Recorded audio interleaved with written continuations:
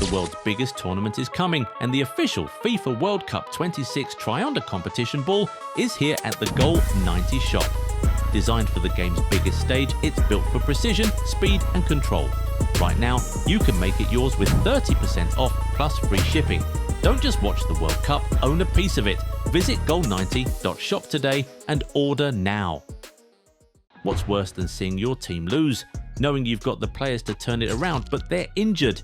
These are the 7 injured players whose returns will save their clubs. And first up, Liverpool could really use its first choice goalie back, Alisson. It hasn't been the same for Liverpool since Alisson got injured. For context, before his injury against Galatasaray in the Champions League, Liverpool had only lost 1 game all season, the 2-1 defeat to Crystal Palace. Since his injury, they lost 4 out of the next 5. It hasn't helped that his deputy in goal hasn't been all that convincing.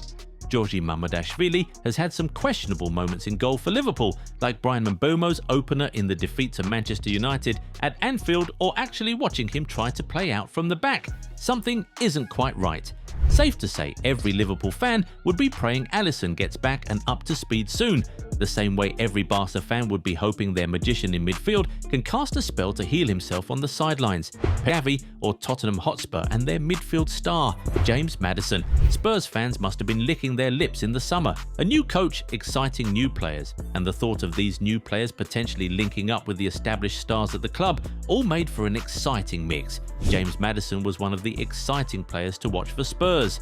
He'd become a creator and the link in that number 10 role. With the new signings, players like Mohamed Kudus on the wing and Randall Kolo Muani in front of him, it's like Madison suddenly had more quality players who could help him bolstering the Spurs attack. But in a wicked twist of fate, just a couple of days before the start of the Premier League season, Madison and Spurs got done really badly.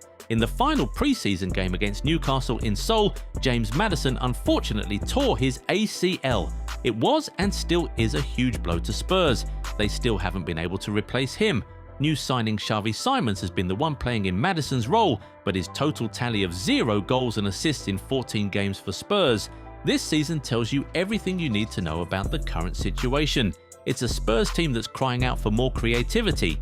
Add this to the wicked amount of injuries they've got now, and Spurs could really use a miracle. If there's one player they'd do anything to have right now, it's Madison. For Newcastle United, that player is a striker who is surprisingly yet to make an official appearance for the club. Jon Wissa. Newcastle United had quite the summer transfer window months back. The saga surrounding former striker Alexander Isak dragged on until the final day of the window before they eventually sold him for a British record fee to Liverpool.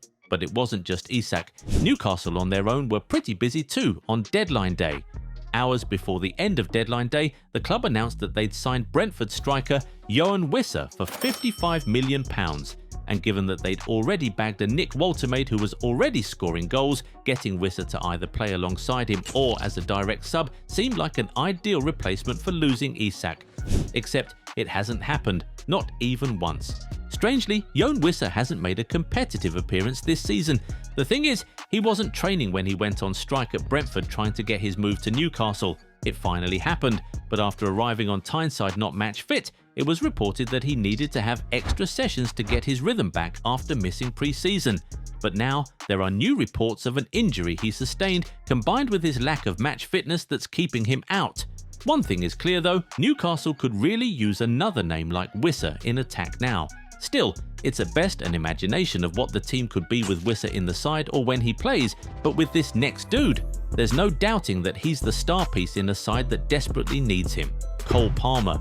Safe to say, Chelsea aren't as cold without Palmer in the squad. Ever since he arrived at the Bridge in 2023, Palmer has been everything to this Chelsea side's 74 goal contributions in 101 games for Chelsea. He's bagged double digits in goals and assists in the last 2 seasons. It's how he makes the team tick too. Think of Cole Palmer as a maverick, a star, the one who dares to step away from the system and reinvent the game for his team. This season though, Palmer has been suffering from the effects of a 13-month campaign last season that saw Chelsea compete in a staggering 6 competitions, including the Club World Cup, which entered into July. He's been battling with a groin injury for weeks now. According to Chelsea's head coach Enzo Maresca, Cole Palmer is expected to be out for up to 6 weeks with his injury, and the club doesn't plan on rushing him back. They might just have to if the creativity drops. can't really think of Chelsea without Palmer. Switch the focus over to France, and you can't think of PSG without their superstar right back, Achraf Hakimi. It's not even up for debate. Achraf Hakimi is at the moment the best right back in the world. 11 goals and 16 assists from right back to help PSG win the quadruple last season. And the craziest part is, Hakimi wasn't playing like the modern day fullback with inverted roles high up the pitch. He was playing as a traditional fullback, especially in the big games where he impressed. Defend first, attack after. He'd carried some of that fine form into this season. 3 assists in his opening 4 Champions League games, but in PSG's clash against Bayern at the Parc des Princes, they suffered a huge blow. Hakimi suffered a severe ankle sprain after a challenge from Luis Diaz that the club reports he'd need between 6 and 8 weeks to recover from, almost 2 months. Because of how fit and durable he's been over the years, PSG hasn't really had a backup for Hakimi. Recently, they've had to use Warren Zaïre-Emery at fullback in the 3-2 win against Lyon, but even with that, it's clear that the team would struggle without Hakimi in the side. That's it, guys. If you enjoyed this video, don't forget to hit that subscribe button for Goal90 for more videos like this.